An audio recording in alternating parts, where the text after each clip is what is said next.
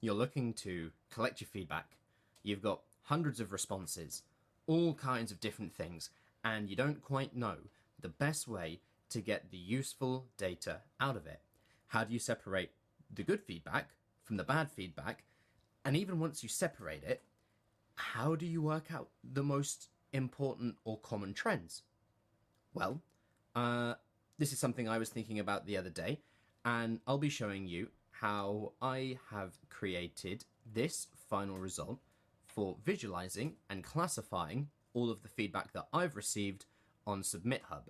So if you're interested in understanding what this is and how to make one and how it has helped me classify my feedback, then stick around and watch this video where I'm going to explain the thought process and the steps behind creating something like this for yourself. Okay, so I want to take a look at this. Now, this is the feedback page for SubmitHub Hot or Not, okay? And I've just picked one of my songs here, Baby, and you can see all the metadata where I have the genres, links to where to listen to the song, and this is where the data comes in. So you can see raw numbers here, broken up into these different categories. This is based off of the feedback score or the feedback rating. So there's a raw number and then a site average. There's weighted here. So this is whether the person who has given you a feedback score is giving you a score that's above their own average or below their own average. Okay. And then you have all of your ratings and your scores for the different genres and attributes of the song that you've asked to be reviewed there. And so this is quite useful because it helps you kind of prioritize, all right, well, what was the most like attribute of the song, and also what was the most liked genre, or what genre did it fit best in. So those are all attributes, and here is the same thing for genres. So you'll go through and you'll see all of this information here. Musician rated this song 63. Keep working at it. I can see the transmuting into something I like better. Okay. What about this? I like the change from the beginning to the second 25, and the mixture is sticky. All right, sure. Hook and melody are solid. It's unique. 79. A score here for each of the different attributes. So this is pretty good. There's a lot of these. Decent track, original for sure. Cool glitchy synths. Not the highest score, pretty average. And so you'll have some really strong ones, some really good ones, and some of your negative feedback, all of it. The point that I want to highlight is that you can download this as a CSV. And so this is how I like to collect feedback from SubmitHub. So it's not just that you can read the results and get an idea, an internal idea of what's going on. I thought it would be pretty interesting to take the feedback and do something a little bit more interesting with it. So a lot of keywords will appear again and again and again in these reviews. As an example, the word melody is going to come up quite often. Unique is probably going to come up quite often. What else? Childish potentially comes up more than once. Experience could be a word that comes up a lot in reviews. Nice, definitely. Good production quality, again. Melodies, vocal, interesting, genre, chorus. All of these are words that might come up quite a lot across different reviews. So, what if I could automate highlighting these words and use some kind of tool to group these reviews together into different categories? Let's have a look. I wrote a script that would automatically run through the CSV file that comes out. And so that you can see, here's the CSV file. So it's got a couple of columns: the date, type, user type, location, vote, score, listen time, and feedback. And so the ones that I'm really interested here are score and feedback. Feedback is the actual message in the original language it was written. So here is one in Spanish, and here is the score. Perfect. So I go through this data set and I define a bunch of words that I want it to link. Now, link is a markup term because what I'm going to do ultimately is take all of these reviews and feed them into a tool called Obsidian, which is a note-taking tool. But the cool thing about Obsidian is that as you take notes and add links to your notes, it's going to automatically draw connections between notes that share similar ideas, and then those connections will be visualized in something called a graph view. So you'll see what I mean more clearly later on. As for now, these are some of the keywords I want highlighted, and I use the low memory GPT model to automatically classify some of these reviews into different categories of positive, negative, neutral, good vocals, bad vocals. You can see the rest here. So what does this look like? This looks like running through every single review and applying this processing. River is so good. Good is a keyword that's been linked and it's been rated as positive, relaxing, and amazing. Okay, great. What about another song? Love the middle section. I just think the vocals are not my thing. And again, it's been classified positive, good, and bad vocals. So we just go through and we automate the whole process. Well, I'm going to go listen to your other songs now. So yeah, this is Link, great. Haven't heard anything quite like it before. Positive, relaxing, good vocals, amazing. So this is how I'm preparing my dataset to be visualized in Obsidian.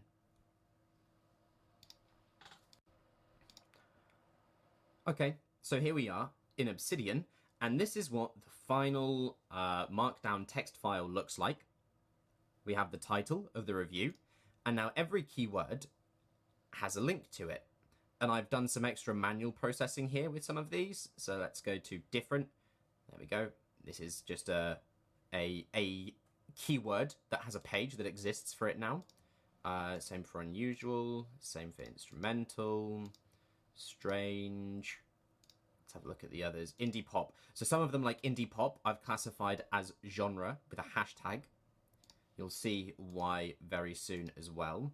I'm wondering if there are any more to show like this. Or I might not find luck just tapping through it right now, but certain things that are genres are tagged as genre, and then anywhere else where there is a reference to the name of a band or an artist, I also make that a page and I put the hashtag artist on it. So you'll see more clearly why I do that in a moment. So the cool thing about Obsidian, graph view. Here we go. This is the graph view.